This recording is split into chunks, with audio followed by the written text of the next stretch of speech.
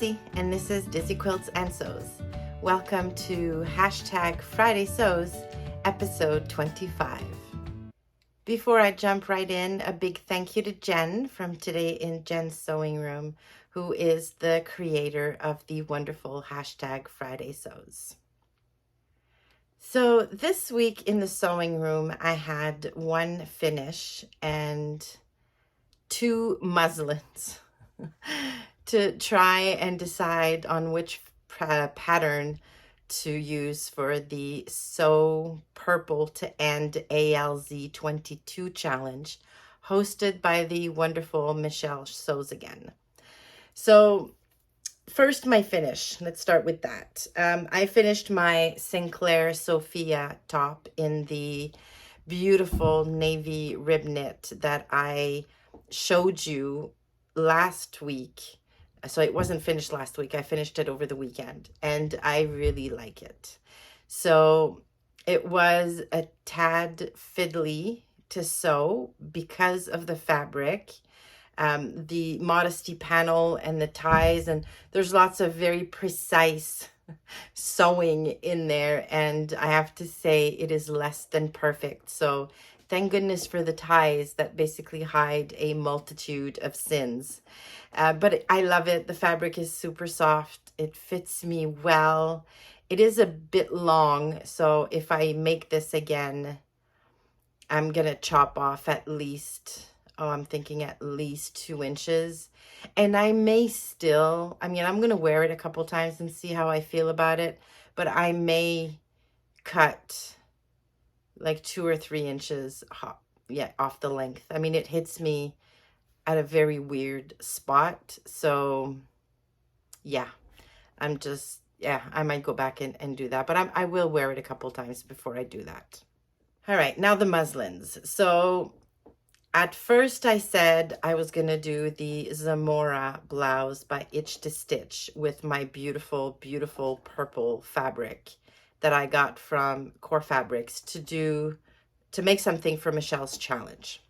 So I made a muslin of the Zamora because, well, first, I'd never done that pattern, and there's lots of pin tucks, I think is what they're called, and waist darts for shaping.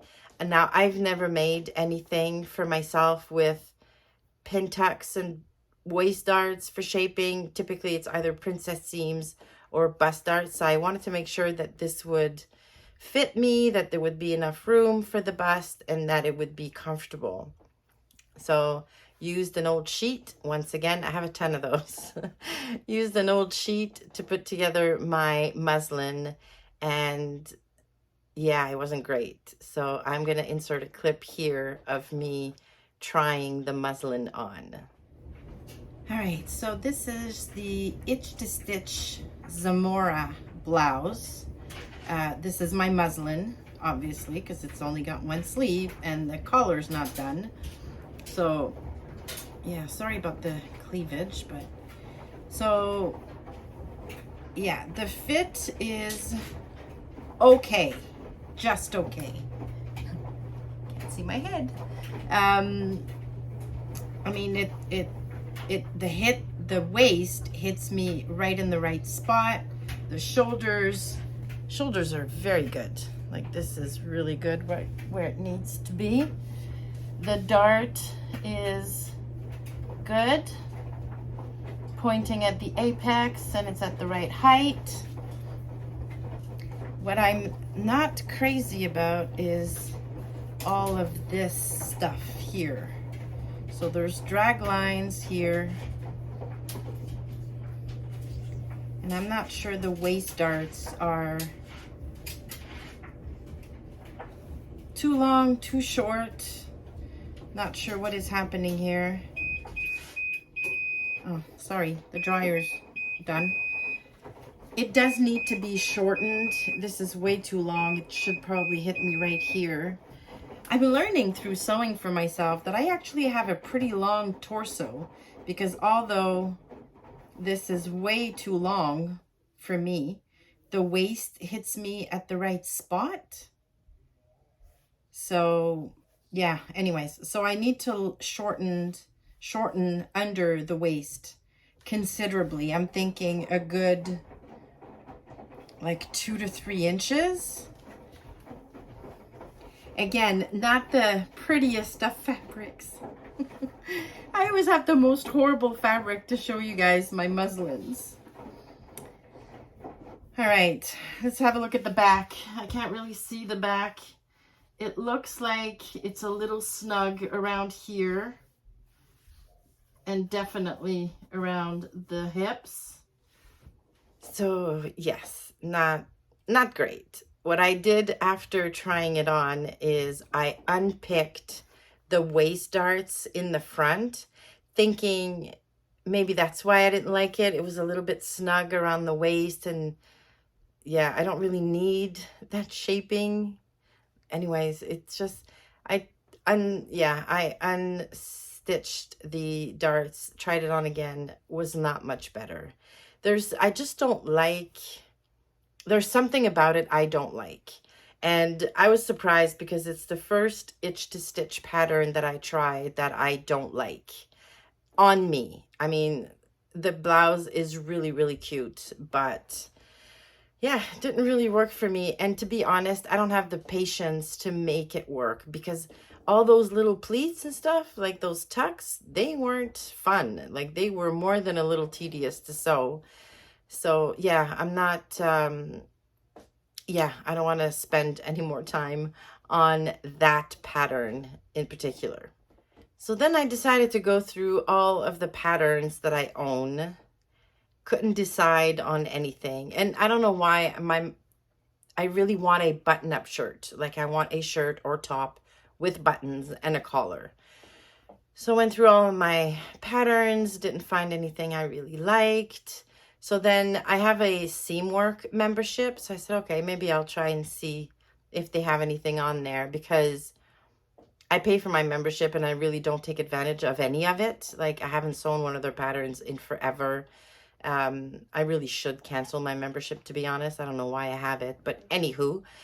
And I found the Rachel shirt, which was pretty much what I was looking for exactly. So it has bust darts, a real collar with collar stand. It's got the button placket. It's got a shirt tail hem. It's got a really fun pleat detail in the back. So yeah, I was feeling very, very optimistic about the Rachel.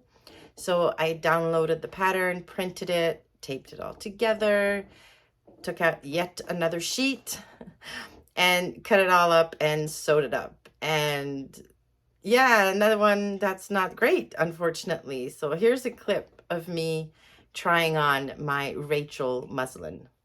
All right, so this is the muslin for the Rachel by Seamwork. So it's a button-up shirt with bust darts, a shirt tail hem that you can't really see right now, and a really fun pleat in the back. Hopefully you can see that. I really don't love it. So yeah, I definitely need a narrow shoulder adjustment. And although it fits okay here and the length is all right, maybe the bust darts could be like a tad higher, but it's really not comfortable. Like really not comfortable. I can't, yeah, there's pulling in the upper back. And it's weird how the arm side, like a minute I lift my arm, I've got all this lifting up with it. It feels as though like the arm side needs to be over here. Yeah, I don't know about this pattern. It's, yeah, it's really not good. Not good. It's not comfortable. And I can't imagine once the other sleeve is on, like how tight this would be across the upper back. And I don't typically have to do a broad back adjustment on anything. So yeah, I'm thinking this pattern is just strange. So definitely not cutting into my gorgeous purple fabric to make this. So yeah, I'm definitely not using my beautiful, beautiful purple fabric on the Rachel. I don't know what it is. There's something wrong with the arm side and the sleeve. It's just, it doesn't feel comfortable. It doesn't feel right at all. So now I have two options. I could make a cashmerette Harrison because I've made that one before and I know the pattern fits me. The problem is that I made the Harrison back in the winter, last winter, and I've since put on a little bit of weight and I'm not sure. Oh, mind you, I could try it on and see if it still fits me. I could do that. But it's a pretty involved make and I don't know. Yeah, given that I also want to make that trench coat this month, I don't know. The other option would be to simply use a nice pattern I have for a woven top, such as the Seychelles from Itch to Stitch that I really, really like, or the Rhapsody by Love Notions. I've never made the Rhapsody in a fabric that wasn't rayon, so I don't know how I would like it in a cotton lawn. I'm sure I would. Like, why wouldn't I? So, yeah, so those are my two options. Either just go with the Cashmerette Harrison, even though it's going to take me quite a bit of time because it's a lot of work. Or go with a tried and true, something that I know fits me, something that I know I love, just so I don't waste that beautiful, beautiful fabric. As a reminder, this is the fabric I'm talking about. It's a cotton lawn that I got from Core Fabrics. Not only was it, well, it wasn't expensive, but it wasn't cheap. I absolutely love it, like absolutely love it. And I don't know if I can get more. I mean, I guess I could check their website and see. But yeah, I really don't want to waste this. I don't want to turn it into something I'm not going to absolutely love. And I really want to get going on the Sew Purple to End ALZ challenge that Michelle is running. So I want to get this done, and I want to get this done before next Friday Sews episode. By the way, if you're wondering what I'm on about the ALZ or the Sew Purple to End ALZ 22 challenge, I'm going to put a link down in the description box to Michelle's video introducing the challenge. So it's basically sew something purple. Make anything purple in the month of September. You could knit, you could crochet, you can make a pillow, anything at all, as long as the color is predominantly purple, and then post that to Instagram before the end of September using the hashtag Sew Purple to End ALZ 22 and tagging the real Michelle Sews Again on Instagram. Now, Michelle is doing this to raise awareness for Alzheimer's research, and she put a video together introducing the challenge and sharing a very touching story about her father who passed away from Alzheimer's. And yeah, I highly encourage you to go watch her video and make something in purple for this month.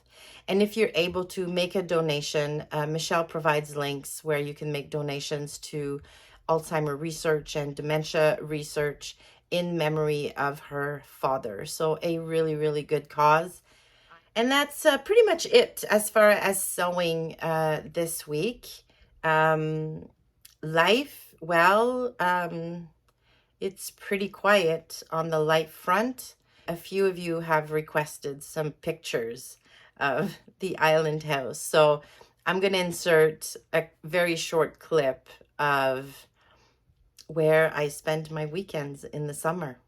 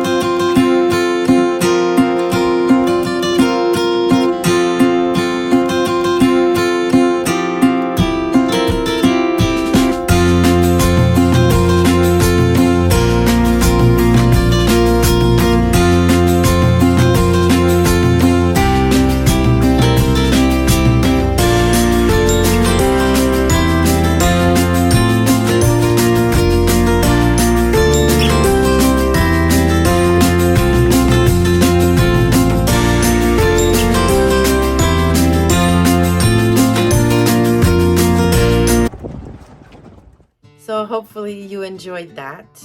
That will do it for me for this week. I hope you've had a wonderful week. I hope you have a wonderful, wonderful weekend. And thank you for stopping by. Please like the video on your way out and consider subscribing to the channel. Thanks again, and I will see you soon.